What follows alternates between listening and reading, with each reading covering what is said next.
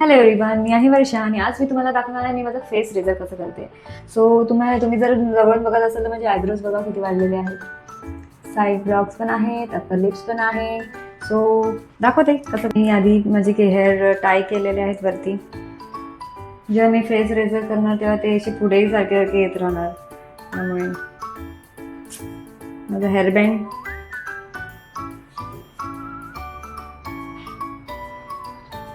तुम्ही हा आहे माझा बिफोर शेववाला फेस. बघू शकता किती हेअर वाढले आहेत. मी हे घेतलं आहे हिमालयाचं फेस जेल, ॲलोवेरा जेल आहे. ते मी माझ्या फेसवर लावते आता.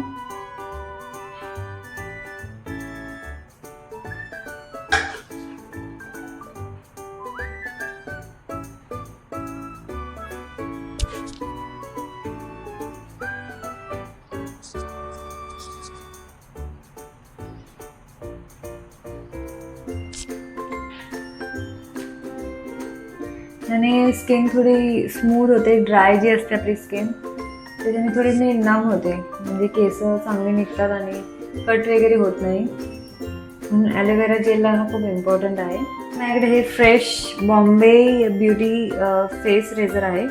मी हे नवीन आता ओपन करते तुमच्यासमोर. मोस्टली हे 1 टाइम यूजच असतं. 1 टाइम किंवा 2 टाइम तुम्ही फेशियल रेझर यूज करू शकता. मी घेऊनच ठेवते, माझ्याकडे असतातच.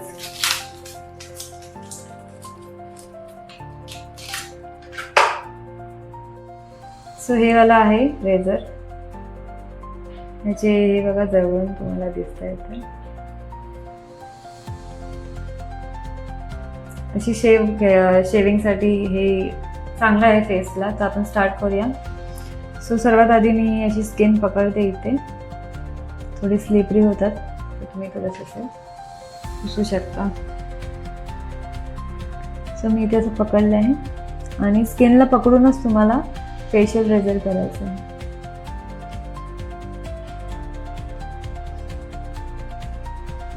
जे रेझर आहे ते असं किंवा 48-45 डिग्रीच्या हिशोबाने तुम्हाला घेऊन फेशियल रेझर करायचं आहे. पुन्हा असं नाही करायचं आहे, असं करून तुम्हाला शेव करायचं आहे. बघू शकता कशी केस आली आहेत.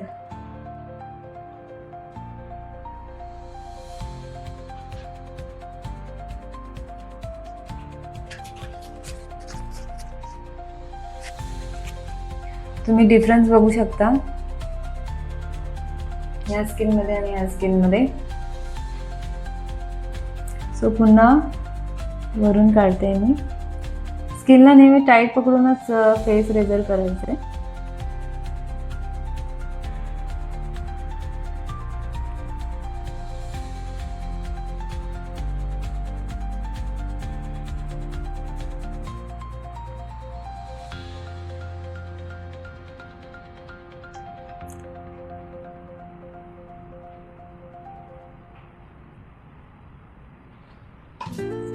एवढी केस येतात. महिन्यातून 2 वेळा तरी फेस रेझर करतेस, कारण का तशी हेअर ग्रोथ आहे माझी. महिन्यातून 2 वेळा करणं कंपल्सरी आहे. कंपल्सरी नाही बोलू शकत, बट करू शकता तुम्ही. तुम्ही बघू शकता मी कसं रेझर पकडलं आहे. थोडंसं क्रॉस करूनच करायचं आहे. तुम्ही जर फर्स्ट टाइम करत असाल तर थोडीशी हातावरती थोडी प्रॅक्टिस करून द्या. माझी आयब्रो पण रेझरनेच करते, मी कुठे जात नाही पार्लरमध्ये, कारण मला माहीत आहे माझ्या आयब्रोचा शेप काय द्यायचा तो. प्रोफेशनली मी ब्युटिशियन आणि मेकअप आर्टिस्ट आहे. तुम्ही बघू शकता इकडचा फेस माझा किती क्लीन वाटतं आणि इकडे बघा डिफरन्स. ऑलमोस्ट हा हाफ फेस आहे. मी नोज एरियावर काढते केस. पण मला माहिती नाही नोजवर शिकवत असतात. नोजवर पण तुम्ही केस काढायचे पकडून. आणि ब्लॅकेट्स आणि डेस्किन पण निघते. ब्लॅकेट्स किंवा व्हाईट जे असतात ते माझ्या फेसवर व्हाईट झालेले आहेत.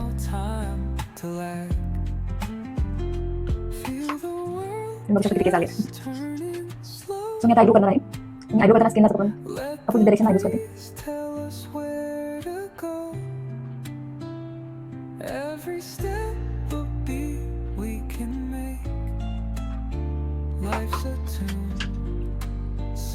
माझं वन साईड झालेलं आहे. थोडी हायलाइट मी मग काढते. इथे हायलाइट थोडीशी. इथे मोठा तिळ आला आहे मला. ते छान आहे. म्हणजे फेसमध्ये पिंपल्स किंवा ॲक्ने किंवा व्हाईट किंवा ब्लॅकेटचा ज्यांना प्रॉब्लेम असतो, स्किन त्यांची सेन्सिटिव्ह पिंपल्स वगैरे येतात त्यांनी करू नका. पिंपल्सवर तर करायचंच नाही, कारण का त्याच्याने स्किनला तुमच्या हार्म होऊ शकतो. सो ते तुम्ही बघू शकता थोडेसे केस आहेत त्याला कट करते. किती छान फ्लॉलेस वाटते हा साईडचा फेस, आणि ह्या साईडचा अजून बाकी आहे. सो मी ह्या पण करून घेते. बघू शकता ह्या साईडचा माझा पूर्ण हाफ फेस झालेला आहे. हा फेस बाकी आहे, तो मी ही साईड पण करून घेते आता.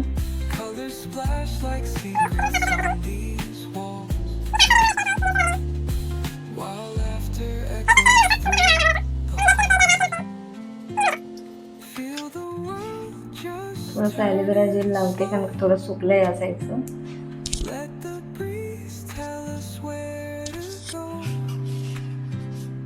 आणि ह्या साईडचं पण स्टार्ट करते आता.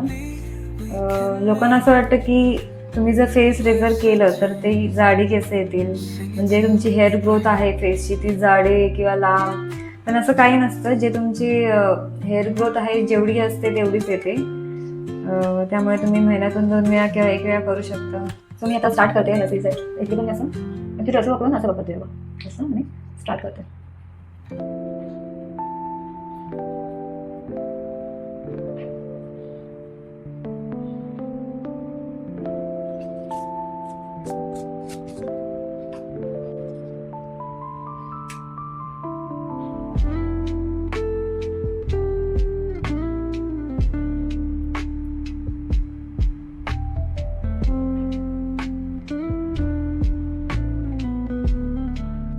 तुम्हाला लेझर हे अपोजिट डायरेक्शनला नाही फिरवायचं आहे. जर तुम्ही स्वतःहून करत असाल तर हे खालच्या साईडला डायरेक्शन, तुम्ही डाऊनवर्ड साईडला तुम्हाला फेस रेझर करायचं. सो माझं फेस रेझर झालेलं आहे. तर मी फेस वॉश करून दाखवते. कुठे कुठे केसाची अशी चिपकलेली आहेत. सो मी फेस वॉश केलेलं आहे. आता मी पुसते. जर तुम्ही फेस तुमचा पुसता तेव्हा जस्ट डॅब डॅब पॅक करायचं, असं घासायचं नाही आहे.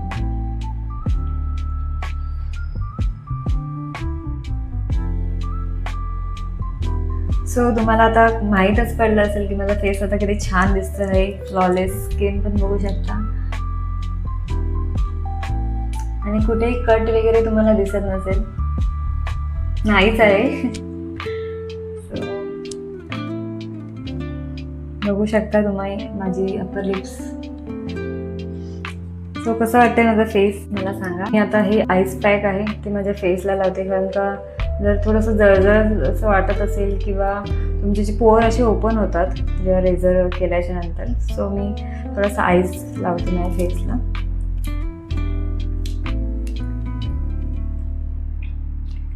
खूप थंड वाटतंय. सो माझा फेस रेझर झालेला आहे आणि तुम्ही बघू शकता बिफोर आणि आफ्टर लुक कसा आहे. सो मला खूप फ्रेश आणि छान स्किन वाटते, एकदम स्मूथ वाटतं, आणि मेकअप पण छान अप्लाय होतो स्किनवर. जेव्हा तुम्ही फाउंडेशन अप्लाय करता किंवा ब्लेंडरने जेव्हा तुम्ही फाउंडेशन ब्लेंड करता तेव्हा खूप छान असं. माझी स्किन थोडीशी ड्राय आहे आणि टी झोन जो आहे तो ऑइली आहे. तर ड्राय स्किन असल्यामुळे मी ही कोल्ड क्रीम लावते, किंवा तुम्ही कोणतेही मॉइश्चरायझर लावू शकता. सो मी ही थोडीशीच घेतली आहे आणि लावते आता. स्किन केअर करणं आफ्टर 30 स्किन केअर करणं खूप इम्पॉर्टंट आहे. आणि आपण जे फास्ट फूड वगैरे खातो बाहेरचं, त्याने ॲक्ने, पिंपल्स ही प्रॉब्लेम होते. त्यामुळे तुम्हाला स्किन केअर करणं खूप गरजेचं आहे. मी पण आता 30+ आहे, त्यामुळे स्किन केअर करत असते, आणि माझं प्रोफेशनसुद्धा तेच आहे, त्यामुळे मला स्किन चांगली ठेवणं इम्पॉर्टंट आहे. सो माझा फेस रेझर झालेला आहे, आणि मला सांगा तुम्हाला माझा फेस कसा वाटतो आहे कमेंटमध्ये.